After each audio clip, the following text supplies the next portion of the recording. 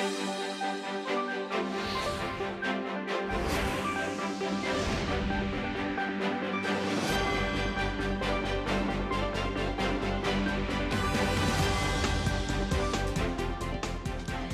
September 6th here in Seoul, and I'm Kim Dami. We begin with these stories making the headlines at this hour, starting with ASEAN Indonesia 2023 in Jakarta.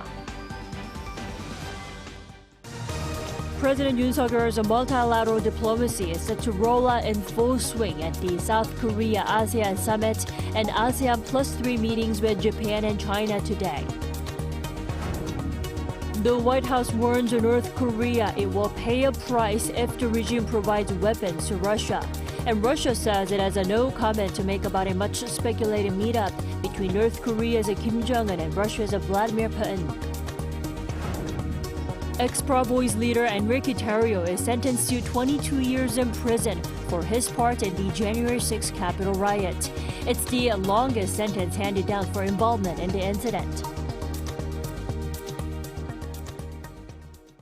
President Yoon Suk-yeol begins his week of multilateral diplomacy in Jakarta, where he arrived Tuesday, a day before his meeting with the Association of Southeast Asian Nations. After touching down in the Indonesian capital, Yoon first attended a dinner banquet with 180 South Korean expats. Describing Indonesia as a key partner in Seoul's Korea-ASEAN Solidarity Initiative, which he introduced last year, Yoon said bilateral ties have developed rapidly in various fields, with trade hitting some $26 billion last year, a jump from less than $200 million when relations were first forged.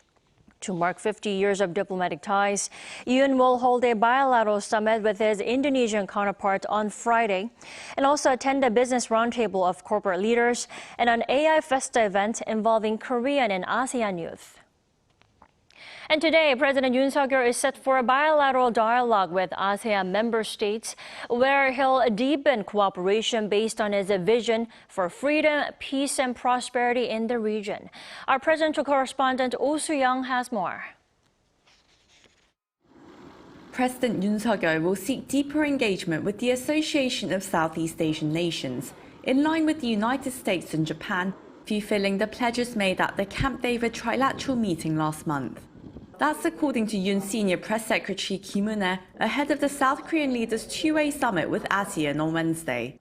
Attending the annual summit for the second consecutive year, Yoon will work on putting his Korea-ASEAN Solidarity Initiative into action, which pursues freedom, peace and prosperity in the region. The meeting in Jakarta marks the first multilateral conference Yoon attends after the Camp David summit last month, where the leader agreed with his US and Japanese counterparts to coordinate their engagement with ASEAN and other Indo-Pacific players. This means that the Camp David trilateral cooperation system will demonstrate joint leadership and make a responsible contribution to creating a rules-based order in the Indo-Pacific region. We believe that forming norms on ASEAN, which is the center of the region, will expand the scope of trade and provide a foundation for growth.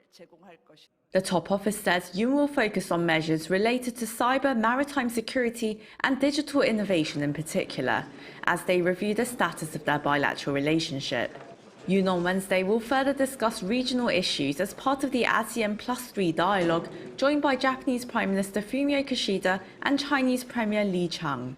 As the rotating chair of the +3 countries, the South Korean leader will focus on revitalizing cooperation across the northern and southern blocs of East Asian countries. Also, as countries in the region look to de-risk from the implications of geopolitical rivalry and China's slowing economy, Yoon will strengthen economic linkages with ASEAN, Korea's second-largest export market.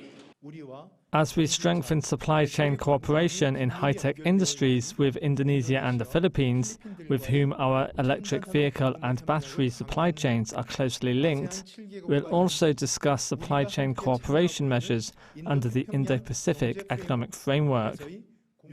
The President will also announce a plan to strengthen support to build ASEAN's digital capacity and hold an event to meet with Korean and ASEAN's youth, the digital generation. While Korea's exports to China contracted by over 4% last year, exports to ASEAN grew some 14.8%. with the trade volume hitting $207.5 billion, a record high for the second straight year. The Asia-Pacific region accounts for more than 60% of the world's population and gross domestic product. To unlock this potential and engage more deeply across the broader spectrum of issue areas, President Yoon aims to level up bilateral ties with ASEAN to a comprehensive strategic partnership in 2024, upon the 35th anniversary of dialogue relations. Oh Seung, Arirang News, Jakarta. So President Yoon and the leaders of the Association of Southeast Asian Nations have all made it to Jakarta for the annual event. Let's talk more about this year's edition with Professor Han Shadow this morning. Thanks for joining us. Hi, Dami. Thank you for having me. All right, as our Oh Seung just reported, the international community at the ASEAN-related meetings is expected to form a collective voice on, food security and the digital economy. But what other topics do you think will be, hot potatoes this year?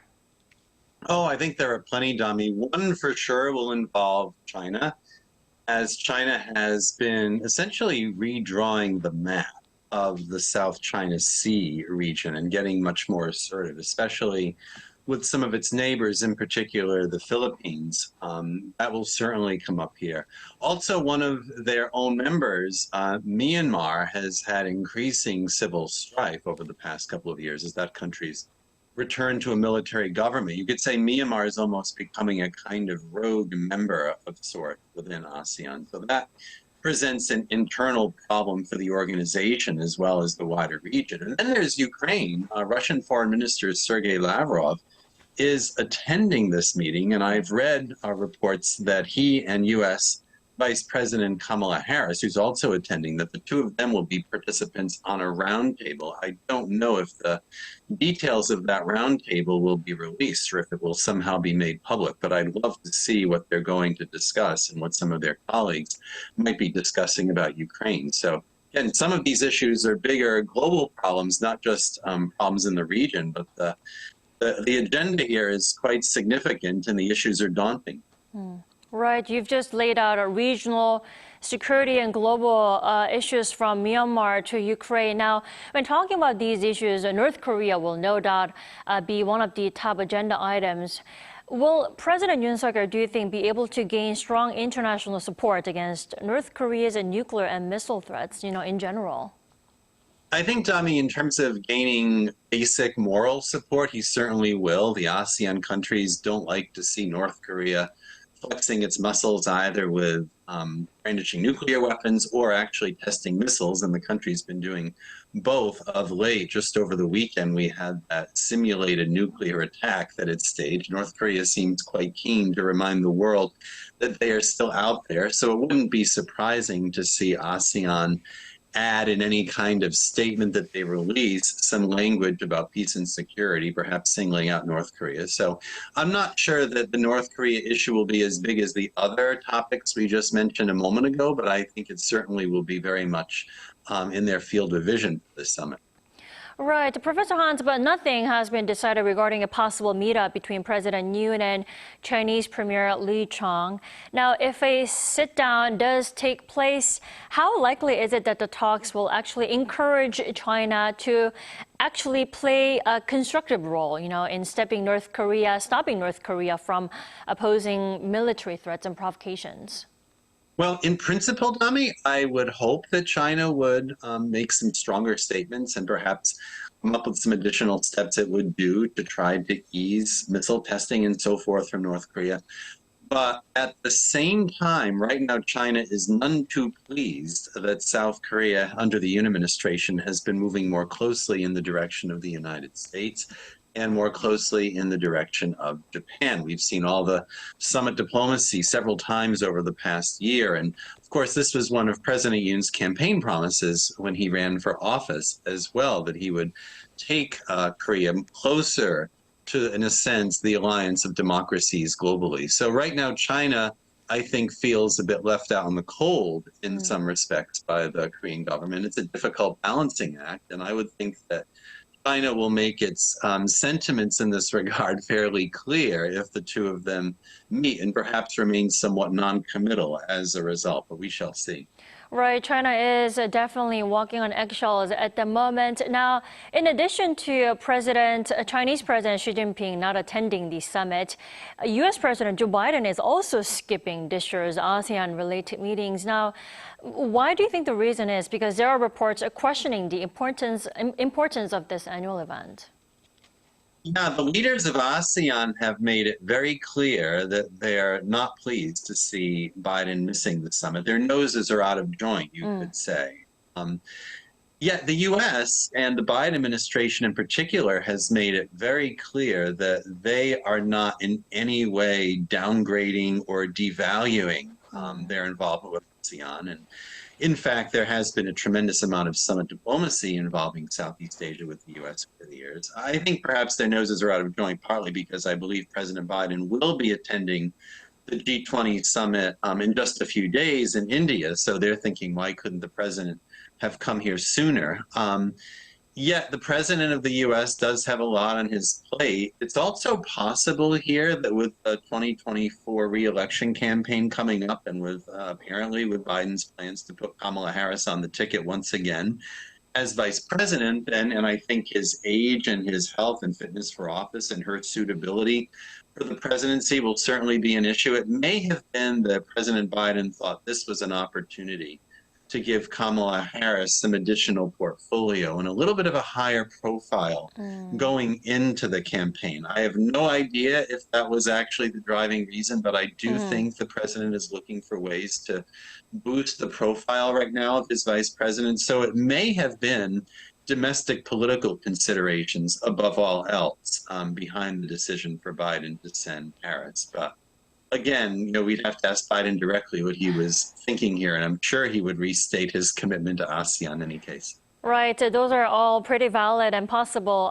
speculations. Now, in the meantime, the Japanese Prime Minister Fumio Kishida has made it to Jakarta. Now, he is expected to once again convince the international community of the safety of its release of Fukushima wastewater.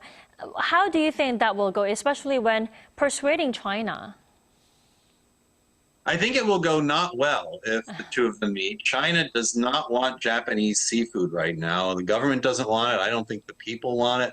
A lot of other people don't want it either. I don't particularly want Japanese seafood right now. And unfortunately, Japan looks ridiculous trying to build confidence in the seafood industry in that affected region in some ways for the entire country. So it's a hard position that Japan is in. Perhaps the water disposal that's ongoing there now does meet international standards when it comes to nuclear safety, but it certainly looks terrible, I think. And the whole incident with Fukushima, of course, a decade ago was just very unfortunate, and it's very hard for Japan to climb out of that. I'm not really sure what China could do at this moment that would give Japan an opportunity to save face on the issue. And again, just as China's not too happy with Korea, it's not too happy with Japan either. But on the other hand, as Winston Churchill once said, jaw is better than war. It's good that we have these forums such as ASEAN, if nothing else, for these leaders to attend and air their differences. So in that sense, insofar as China, South Korea, and Japan are the +3 members of ASEAN, I think this summit has been a good opportunity for these leaders to get together, even if they just end up agreeing to disagree. Right. Thanks so much for your insight this morning, Professor Hans. You have a good one. Thank you for having me, Dami. Take care.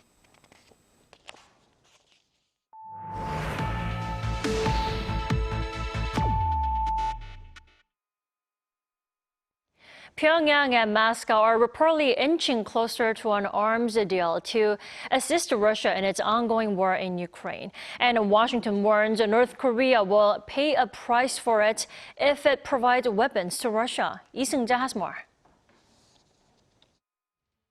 North Korea will pay a price if it provides weapons to Russia.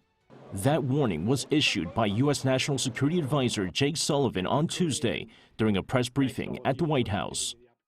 Providing weapons to Russia for use on the battlefield to attack grain silos and the heating infrastructure of major cities as we head into winter, to try to conquer territory that belongs to another sovereign nation, this is not going to reflect well on North Korea, and they will pay a price for this in the international community.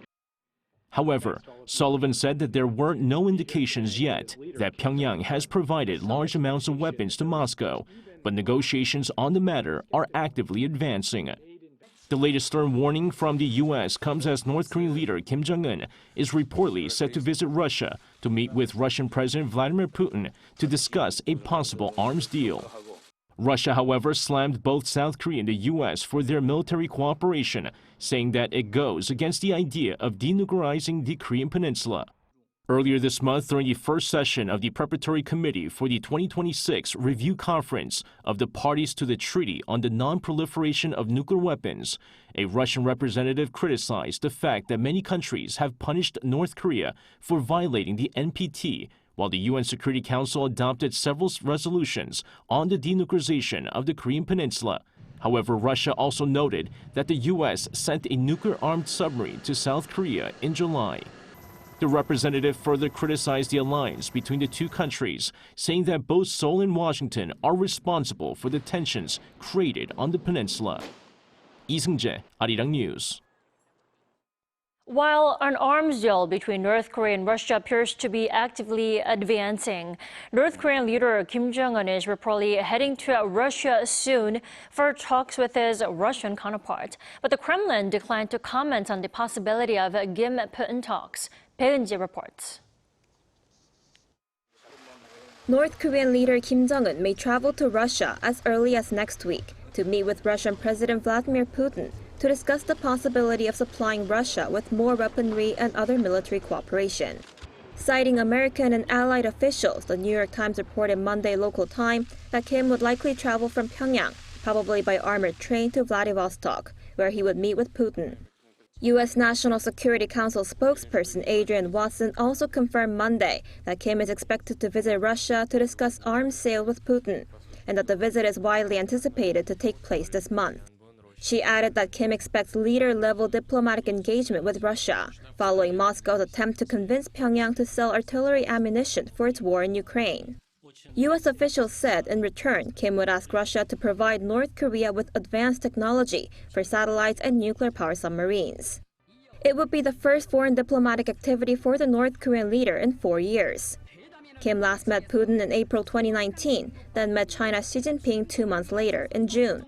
Since January 2020, the North isolated itself for 3 years during the COVID-19 pandemic. One expert noted that this comes after the historic summit last month between the leaders of South Korea, the U.S., and Japan at Camp David, where the three countries agreed to strengthen security ties. Overall, I think they will strengthen the three-way relationship between North Korea, China, and Russia. South Korea, the U.S., and Japan have already agreed to build a new trilateral security framework. So this is going to make the conflict between the liberalism bloc and totalitarianism bloc more obvious. As for the reason why the U.S. government confirmed details of Kim's possible visit to Russia, he said it's probably to raise awareness, to call on the international community for stronger cooperation, in order to block illegal arms trade between Pyongyang and Moscow. The New York Times also said U.S. officials have, at other times since the war broke out in Ukraine, released declassified intelligence to try to dissuade North Korea, China, and other countries from supplying Russia with weapons. It also reported that officials say White House warnings about planned transfers of North Korean artillery shells stopped previous cooperation between North Korea and Russia.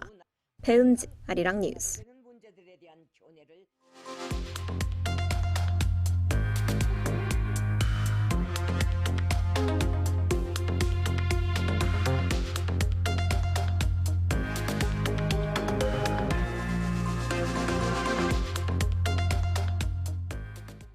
For the first time, the South Korean government has acknowledged that some humidifier disinfectants can cause lung cancer.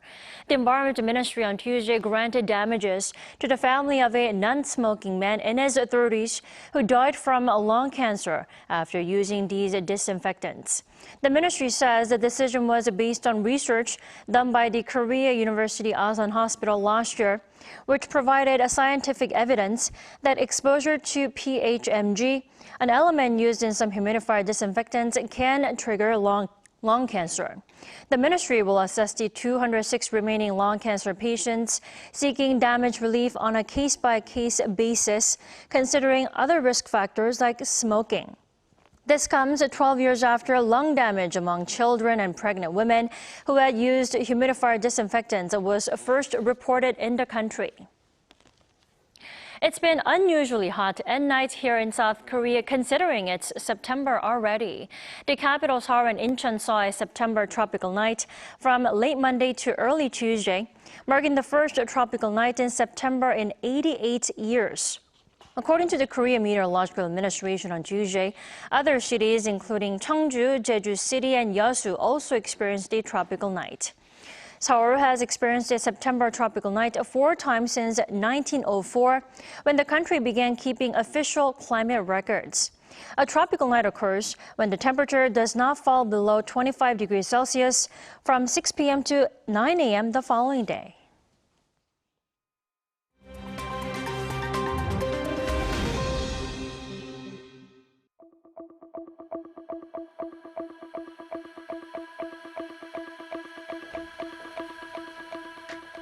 Good morning, I'm Matthew Ashley, and we now turn over to stories from around the world. We begin in the United States, where the chairman of the Proud Boys, a far-right militant organization, has been sentenced to 22 years in prison for his role in the January 6 Capitol riot. Enrique Tarrio was given the sentence on Tuesday over multiple charges, including seditious conspiracy. This for attempting to forcibly prevent the peaceful transfer of power from then-President Donald Trump to current President Joe Biden. The 39-year-old was handed the longest sentence out of anyone who has stood trial in relation to January 6. Prosecutors had sought 33 years. Although Tarrio was not in Washington during the riot, he was found to have helped coordinate the group's involvement. He is the last of 5 Proud Boys to be sentenced. Other members received prison sentences ranging from 10 to 18 years. Now, Cuba says it has uncovered a human trafficking ring recruiting Cubans to fight for Russia in Ukraine. The Cuban Foreign Ministry said on Monday that the ring is operating both locally and in Russia and is trafficking Cubans to fight in the war zone with the Russian military. The ministry did not specify who is responsible, but said it is trying to dismantle the network. This comes after social media reports by Cubans in Russia's military said they were tricked into joining and were being mistreated after refusing to fight. Russian media had also previously reported that Cubans were joining the fight in Ukraine in exchange for the promise of Russian citizenship. Cuba and Russia are long-time allies, but Cuba has stressed that it is not part of the war in Ukraine. Russia has not commented. Now, the United Nations has warned that harvesting sand from the ocean floor is causing irreversible damage to marine life. It said Tuesday that sand dredging ships vacuum up some 1 million truckloads of sand a day. This also removes from the ocean the microorganisms that feed local marine life, causing major environmental damage that is difficult to recover from. The warning follows findings released by a new platform that monitors dredging activities. Marine sand is mainly used in construction as it's better suited than other types of sand. It's not heavily regulated, but some countries, including Indonesia and Thailand, have banned marine sand exports. And finally, less than 3 weeks after winning the Women's Football World Cup, Spain's head coach Jorge Vilda has been fired. Announced on Tuesday, his sacking comes amid the ongoing fallout over a kiss scandal involving the president of the Spanish Football Federation. Vilda has also faced criticism since last year, after 15 players left the team and demanded his resignation over a number of issues, including inadequate training techniques. The 42-year-old has been replaced by former player Montse Tomé, the team's first female head coach. Tomé had been part of Vilda's coaching team since 2018.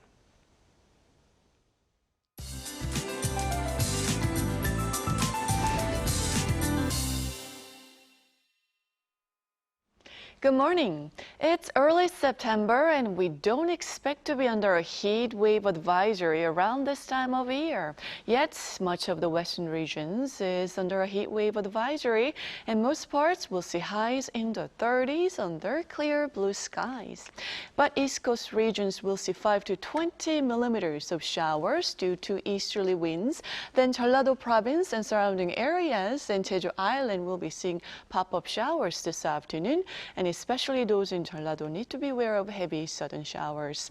Skies will be sunny for the rest of the country with high UV rays, so sun protection items are the must. Then Seoul and Gwangju will be topping out at 32 degrees Celsius this afternoon. Afternoon heat continues hovering in the 30s, but at least we won't struggle to get a good night's sleep due to uncomfortable heat. That's Korea for you, and here's a look at the international weather conditions.